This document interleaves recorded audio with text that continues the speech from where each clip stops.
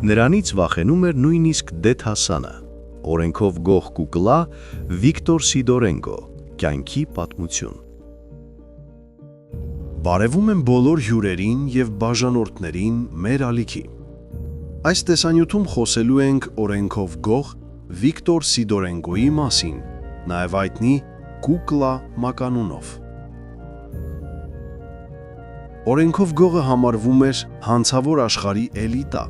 մարդ, որը ապրում է խիստ կանոններով և ավանդույթներով, համաձայն դեռ ԽՍՀՄ տարիներին ձևավորված գողերի կարգ չարթերի։ Օրենքով գողը պարտավոր էր գոնե մեկ անգամ նստել բանտում, ապրել պանյատյամիով,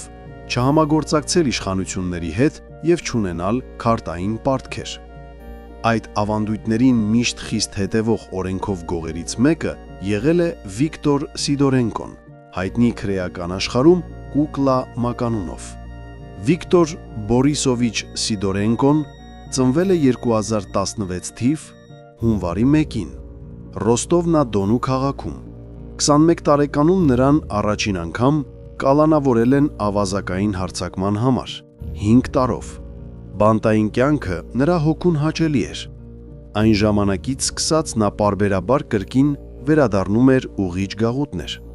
Առաջին իսկ նստելու ընթացքում նրան թագադրել են որպես գող,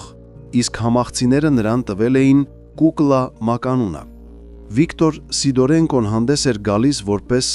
գաղափարական գող մինչև իր վերջին շունչը։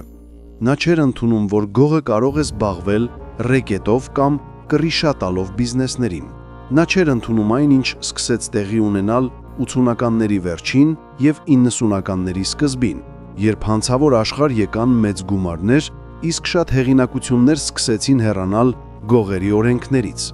Կուկլան մնաց հավատարիմ իր սկզբունքներին, և ավելի քան դա, նա դեմ դուրս եկավ նրանց, ովքեր փորձեցին հարստանալ նոր իրավիճակից օգտվելով։ Դրա համար էլ նա ձեռք բերեց բազմաթիվ թշնամիներ։ Կուկլայի դատավճիռների ցուցակը բավականին մեծ է։ Կարելի է հասկանալ, որ նա իր կյանքի գրեթե ամբողջ մասը անցկացրել է բանտերում։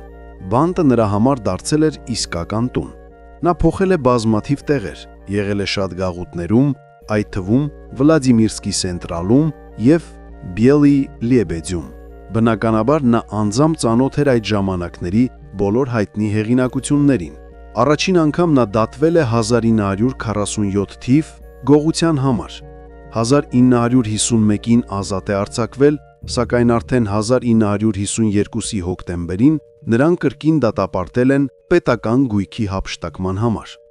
1955-ին նա բանտում դարձել էր անկարգությունների հիմնադիրներից մեկը, որի համար կրկին դատվել է։ 1960-ին նրան նոր ժամկետ են ավելացրել փախուստի փորձի համար։ 2012-ին նա կրկին դատվել է գողության համար։ 2016-ին ազատ է արձակվել, սակայն շատ կարճ ժամանակ անց նրան կրկին ձերբակալել են նորից գողության համար։ 2020-ին նրան դատապարտել են բանդիտիզմի համար, իսկ արդեն պատիժը կրելու ընթացքում նրան կրկին ժամկետ են ավելացրել գաղութի աշխատակիցներին դիմադրելու համար։ Այս ընթացքում կուկլային տեղափոխել են Բիելի Լիեբիջ գաղութը, որն առաջին հերթին ստեղծված էր օրենքով գողերի թագանք հեռացնելու, ստիպելու նրանց հրաժարվել իրենց համոզմունքներից, բայց նույնիսկ այնտեղ կուկլան մնացել է հավատարիմ օրենքին և ազատություն է դուրս եկել, պահպանելով իր օրենքով գողի կարգավիճակը։ Քրեական աշխարհում նա դարձել էր հարգված զակոննիկո, երբ խոսքը լսում էին ինչպես իրավապահները, այնպես էլ գաղութի վարչակազմը։ Նրան դիմում էին նաև թաղամասային վեճերը լուծելու համար։ Կուկլան, ինչպես հատուկ է օրենքով գողին, մեծացրել էր իրեն քանի հաջորդներ։ Նրա նախաձեռնությամբ թագադրվել էին Ուլյա Ռոկը, Տոլիկ Վեդերսկի, Կուկշա, Սեդոյ, Կրտ Նիկ Վալյորկան։ 1992-ին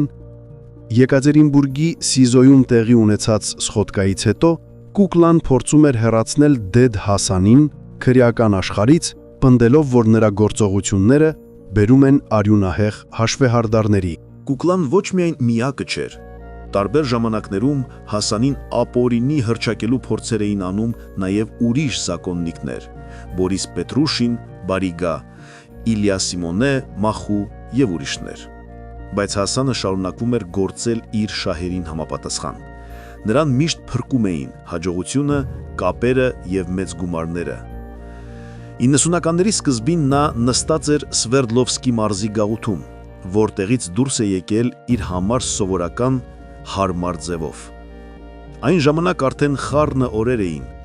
Այս շրջանը գողերի համար բացում էր մեծ հնարավորություններ։ Սվերդլովսկում անցկացրած տարիները Հասանին տվեցին մեծ կապեր եւ հնարավորություն ամրանալու Ուրալում։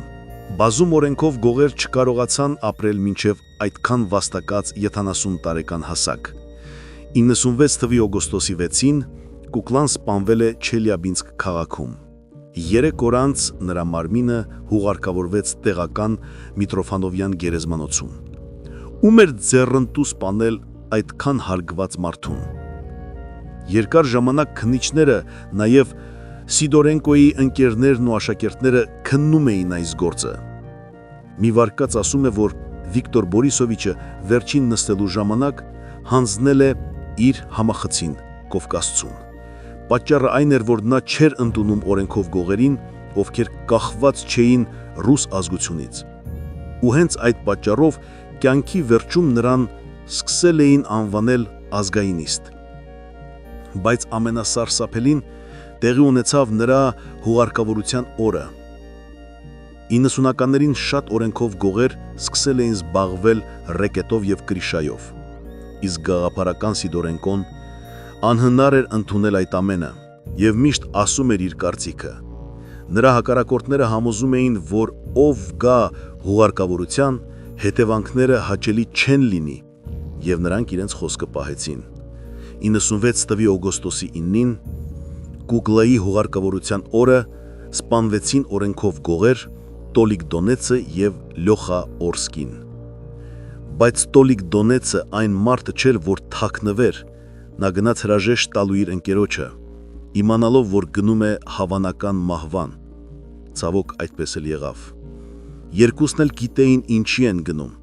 բայց չկարողացան չհասնել իրենց ընկերոջը եւ այդքան հարգված մարդուն՝ Վիկտոր Բորիսովիչ Սիդորենկո Կուկլային։ Սա էր կյանքի մասին ալիքը։ Բոլորիդ խաղաղություն եւ հաջողություն։ Կտեսնվենք հաջորդ թողարկումներում։